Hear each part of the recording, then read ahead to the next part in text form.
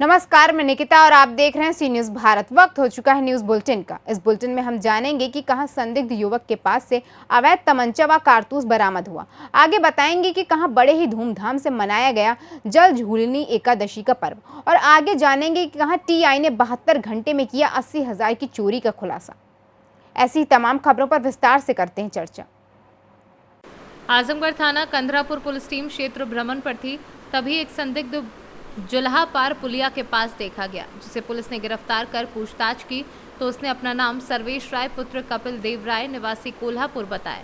इसके पास से अवैध तमंचा व कारतूस बरामद हुआ है, जिसे जेल भेज दिया गया है। आजमगढ़ से सी न्यूज संवाददाता सीबी भास्कर की रिपोर्ट। जन अभियान परिषद की ग्राम विकास प्रस्फुटन समिति के सहयोग से व सबमिशन ऑन एग्रीकल्चर एक्सटेंशन आत्मा योजना अंतर्गत सरदारपुर विकासखंड के ग्राम भरावदा में प्राकृतिक खेती को बढ़ावा देने के लिए प्रशिक्षण का आयोजन किया गया। कृषि विभाग आत्मा योजना के विकासखंड तकनीकी प्रबंधक पंकज पाटीदार द्वारा किसानों को प्राकृतिक कृषि पद्धति पर तकनीकी जानकारी प्रदान की गई। किसानों को प्राकृतिक कृषि हेतु मुख्य घटक जीवामृत बनाने की विधि का जीवंत प्रदर्शन किया गया एवं उपयोग की विधि तथा जीवामृत में विद्यमान गुणों की विस्तृत जानकारी किसानों को दी गई। धार से सी न्यूज संवाददाता पंकज शर्मा की रिपोर्ट। झालावाड़ जिले के घाटोली कस्बे में हर वर्ष की भांति इस वर्ष भी जलझूनी एकादशी का पर्व बड़े ही धूमधाम के साथ मनाया गया। हमारे गांव के पटेल भगवान सिंह गुर्जर ने बताया कि हमारे जितने भी ग्राम में मंदिर हैं, वहां से सभी मंदिरों से देव विमान ग्राम चबूतरा मंदिर पर एकत्रित होते हैं। वहां से सभी देव विमानों को एक साथ बैंड बाजे व कीर्तन करते हुए देव विमानों के जुलूस के ग्राम चबूतरा मंदिर से होकर हनुमान मंदिर प्रांगण में पहुंचते हैं और फिर उनका देव विमानों का भव्य स्वागत किया जाता है और वहां पर देव विमानों पर सभी ग्रामवासियों के द्वारा भगवान को श्रीफल ऋतुफल आदि अर्पित किए जाते हैं। राजस्थान से सीनू संवाददाता रमेश शर्मा की रिपोर्ट।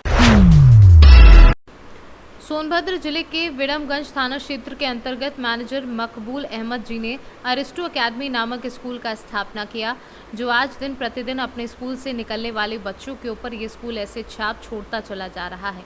बच्चे जहां भी पढ़ने जाएंगे वह वहां अपने स्कूल का व विडमगंज का नाम रोशन ही करेंगे। इस स्कूल में टीचर्स डे के शुभ अवसर पर एनुअल डे मनाया गया, जिसमें सभी बच्चों ने बढ़ चढ़कर प्रोग्राम में भाग लिया और अपनी कलाकारी दिखाई।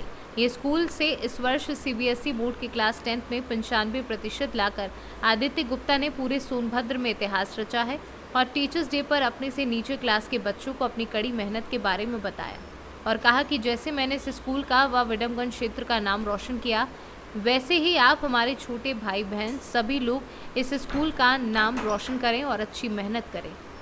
इस स्कूल के सभी टीचरों को हार्दिक बधाई, जो कि भारत के भविष्य को सुधारने में लगे हैं।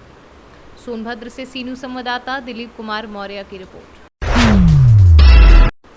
टीकमगढ़ शहर के सेंट्रल बैंक से रुपए निकालकर जा रहे एक व्यक्ति से 80,000 रुपए की चोरी हो जाने के वारदात का कोतवाली टीआई वीरेंद्र सिंह पवार ने मात्र 72 घंटे में ही खुलासा करते हुए चोरी की रकम के साथ 3 महिलाओं को भी गिरफ्तार करने में सफलता हासिल की है। उक्त घटना का खुलासा करते हुए कोतवाली टीआई वीरेंद्र सिंह पवार ने बताया कि टीकमगढ़ शहर में हो रही चोरियों में कार्यवाही करने के लिए पुलिस अधीक्षक प्रशांत खरे, अतिरिक्त पुलिस अधीक्षक सीताराम सत्या एवं एसडीओपी बीडी त्रिपाठी के द्वारा निर्देशित किया गया है। इसी दौरान विगत 3 सितंबर को फरियादी मनोज शर्मा उम्र 52 साल ने कोतवाली में रिपोर्ट करते हुए बताया कि सेंट्रल बैंक से रुपए निकालकर कपड़े के थैले में रखकर जब बाहर आए तो अज्ञात चोर द्वारा थैला काटकर 80,000 रुपए चोरी कर लिए।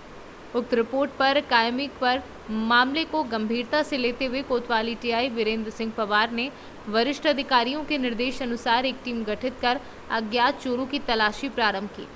शहर में लगे अलग अलग सीसीटीवी कैमरों का अवलोकन कर अज्ञात चोरों की पहचान 3 महिलाओं के रूप में की गई, जिनकी फोटो जारी कर मुखबिर तंत्र को सक्रिय किया गया। पूछताछ में उपरोक्त तीनों महिलाओं द्वारा चोरी की घटना घटित करना स्वीकार किया गया, जिनके पास से चोरी की रकम भी बरामद की गई। कोतवाली पुलिस ने उक्त तीनों आरोपी महिलाओं के नाम प्रीति खंडारे, सोनम खंडारे व शेषाबाई खंडारे बताए हैं, जिन्हें गिरफ्तार किया गया है। कितनी महिलाएं हैं और कहां से इनको गिरफ्तार किया है? ये 3 महिलाएं हैं और चूँकि इस प्रकरण में वीडियो फुटेज में इनकी हुलिया हर चीज़ कवर हो गई थी, तो उस हुलिया को टारगेट रख के ही तलाश की जा रही थी। तो आज सुबह घटना के बाद भी इनकी जो लोकेशन मिली थी वो बसों से आने जाने के बस स्टैंड तरफ इनकी लोकेशन मिली थी, तो ये अंदाज़ लगाया गया है कि बाहर से आते हैं और बस स्टैंड से आना जाना रहता है। तो घटना दिनांक से बस स्टैंड को ही टारगेट किया गया था। तो बस स्टैंड पे बस से आके मऊरानीपुर तरफ से ये आई थी और जब ये सूचना मिली तो इनको हिरासत में लिया गया। सर ये किस तरीके से घटना को अंजाम देती थी, क्या करती थी, इनका जो तरीका था वो ये था, महिलाएं हैं और मुख्य रूप से ये बैंकों को टारगेट करती थी। बैंक के पास पहुंच जाना, एक महिला बैंक के अंदर ऐसे वृद्ध लोग, कमज़ोर लोग, इनको टारगेट करके देखते रहना कि कितने पैसे निकाले हैं और फिर इसको वहाँ से फॉलो करके वो कैसे रख रहा है, कहाँ रख रहा है, और मौका पाकर उसके आसपास पहुँच के एक खड़ी हो जाएगी, दूसरा उसके पीछे पहुँच जाएगी, पीछे पहुँच के जब वो आड़ बन गई तो कटिंग कर लेगी और वारदात करते थे। इनके गिरोह में कितनी महिलाएं शामिल हैं? देखिए अभी तो 3 बरामद हुई हैं, 3 लोग मिले हैं और इसके बाद अभी विवेचना चल रही है। अब देखिए आगे क्या खुलासा होता है। कहाँ इन्होंने घटना को अंजाम दिया? देखिए कुछ इसी इन्वेस्टिगेशन के तहत जैसे मऊरानीपुर में कुछ फुटेज तलाशे गए हैं, तो वहाँ के फुटेज जो मऊरानीपुर के हैं उसमें भी इन महिलाओं की संलिप्तता महसूस हो रही है। इसी प्रकार ऐसा ज्ञात हुआ है कि हरपालपुर में भी कोई इस टाइप का फुटेज है, हालांकि वो फुटेज अभी हमको देखने में नहीं मिला है। इस तरह की महिलाओं का इन्वॉल्वमेंट है उसमें। अभी देखिए पूछताछ और इन्वेस्टिगेशन में हो सकता है कि और भी आगे की कहीं की वारदात का खुलासा हो। अच्छा, टीकमगढ़ में जो महिलाओं ने जो थैले से पैसे निकाले थे बुजुर्ग के, कितने रुपए बरामद किए हैं अभी तक पुलिस ने? 24,000 रुपये, और जिससे इन्होंने झोले को काटा था वो कटर बरामद किया गया है। क्योंकि इनका काम ही था इस टाइप से घटनाओं को अंजाम देना, तो आज भी वो कटर के साथ ही थी। मतलब हम ये मान के चलते हैं कि बहुत अच्छा रहा कि प्रॉपर सूचना मिल गई, नहीं तो हो सकता है कि उनका तो उद्देश्य ही। कहाँ की रहने वाली बताई जा रही है?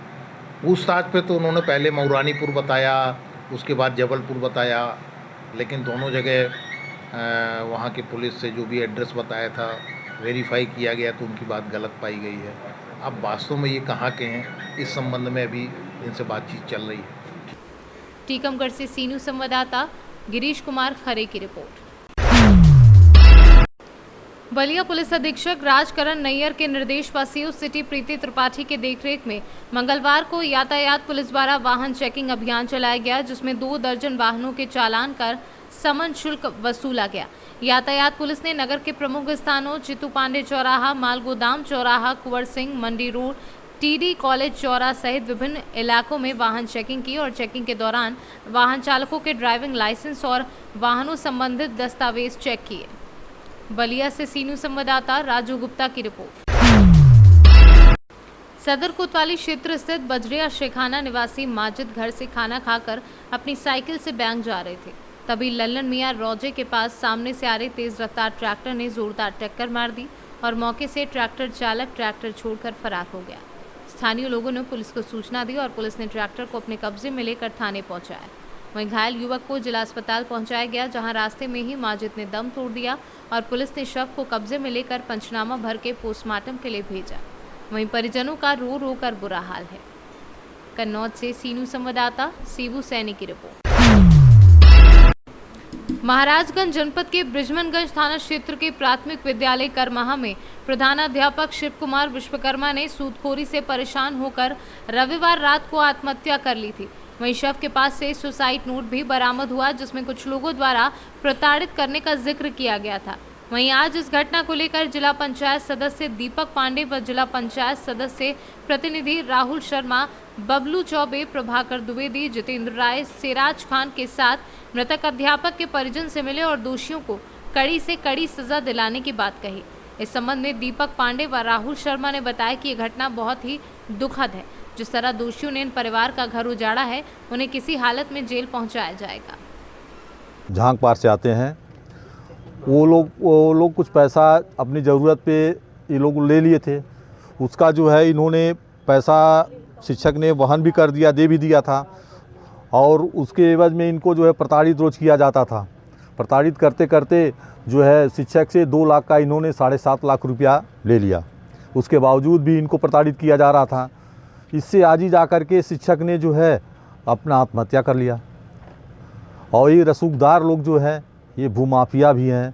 ये गांव में 10 रुपया बांट करके 100 रुपया वसूलने का काम करते हैं। 100 रुपया देने के बावजूद भी उस पर भी वसूली करते रहते हैं। ये दबंग परिवार के लोग हैं। यहाँ के पूर्व राजनीतिक व्यक्ति के रिश्तेदार भी हैं। उसका हनक दिखा करके गरीबों से जो है ज़बरदस्ती वसूली किया करते हैं। किसी के सहयोग की भावना नहीं है। यहाँ की ग्राम समाज की ज़मीन पे कब्जा भी इनका है।